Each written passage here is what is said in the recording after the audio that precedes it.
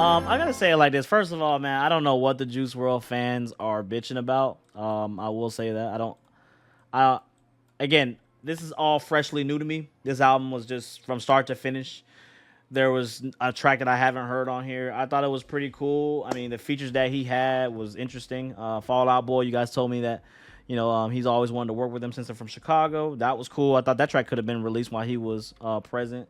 The track with Offset, I thought that was, Offset ripped that shit. I don't really know who's he worked with. I even thought the Nicki Minaj track was really good as well. That Nicki Minaj track being on here. It just felt, again, I already told you I don't want to harp on it, but I spoke on it many times before telling you guys how I felt about Posthumous albums and how I felt about how they handled Juice World when he first passed. Again, it hit me crazy. My birthday was yesterday, December 8th, on the Juice World's passing, so it was just kind of crazy. Every year I'm just reminded. Again, Juice World was one of when I did my first listen. You guys can go watch that.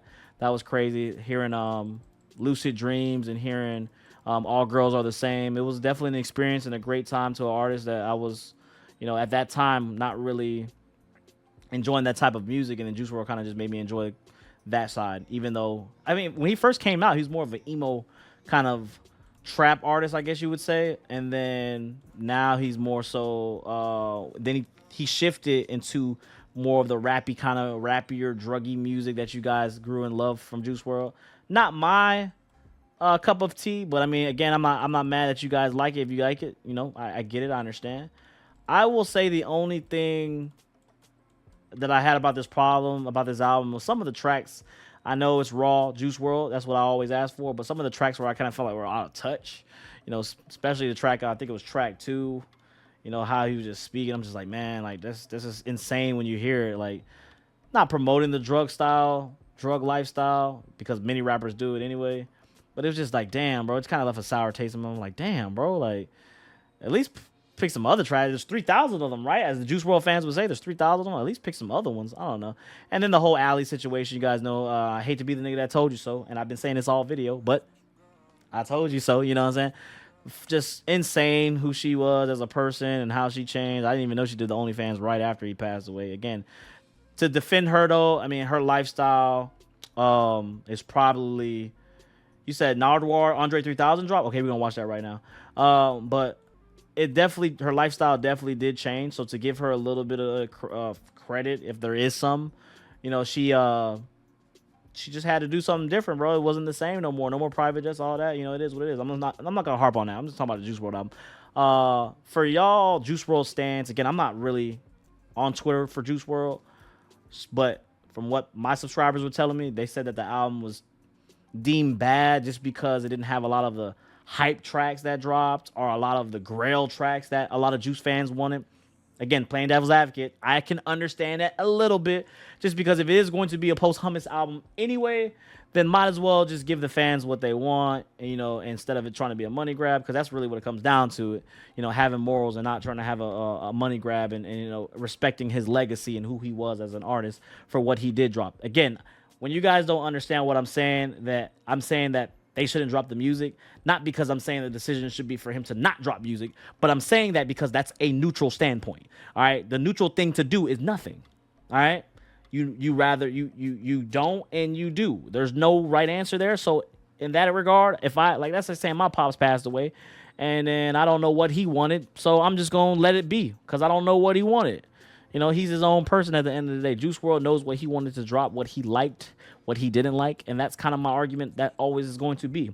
And again, I don't want to say that I was right, but I was right. And a lot of the Juice World fans came around and started to understand that it was a big money grab, but I thought that this album was well put together. I thought that this was kind of the Juice World that I've listened to, when I was back in the day, or not back in the day, but 2019, 2018, I thought this was all the Juice World tracks that he's dropped. Sounds very similar. Doesn't sound really AI-ish. I don't know. I mean, I don't really see the problem with this album. I thought it was pretty cool. Definitely probably one of my favorite listens of a Juice World album. You guys see my videos. I thought this was better than the last album. I thought this was better than Legends Never Die.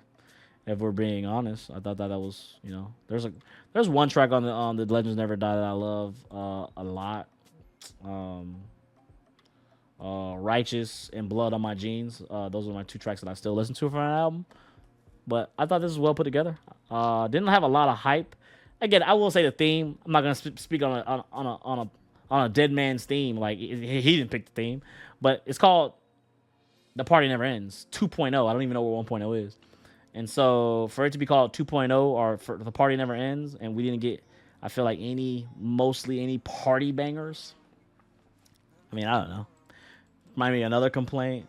I'm just trying to find both sides. You know, I like to hear, or I like to talk about both sides. I just think that he's only 17. Give him some time. Oh, you guys are talking about somebody else. Okay. The deluxe will have what the fans wanted. See, but that's the point too. Like, if we want to be really, really, really, like, the deluxe is what the fans. Why do we need a deluxe? Like, at this point, it kind of continues the conversation about whatever. Like, and I went into this with open arms too. Like, I didn't go into it like the previous Juice World shit, or where I had like a little like being petty and shit, and just making trying to prove a point. Like, nah, I was sitting here truly giving the songs a real listen, and I gotta tell you, like, this didn't disappoint me, man. I got about 8 tracks on this from on my playlist, and I can see myself going back to the tracks I like. Like I said, I always go back to the Blood on My Jeans and Righteous all the time, man. So, the deluxe is getting cleared now. Okay. This is the last Juice album under his label. He had 3 albums under his contract. His rights all go back to his estate and mom now. Maybe they will control his music better. Maybe. Or maybe they'll make money. You know what I'm saying? Who knows? We don't know. Only they do. So that's how I feel about it, man. Get in the comment box below, man. Let me know what you think, man. The full album is on Patreon if you guys want to listen to it. Otherwise, yeah. Enjoy the review. Thank you for grabbing. Thank you for liking. And until the next time, we are out. YouTube. Peace.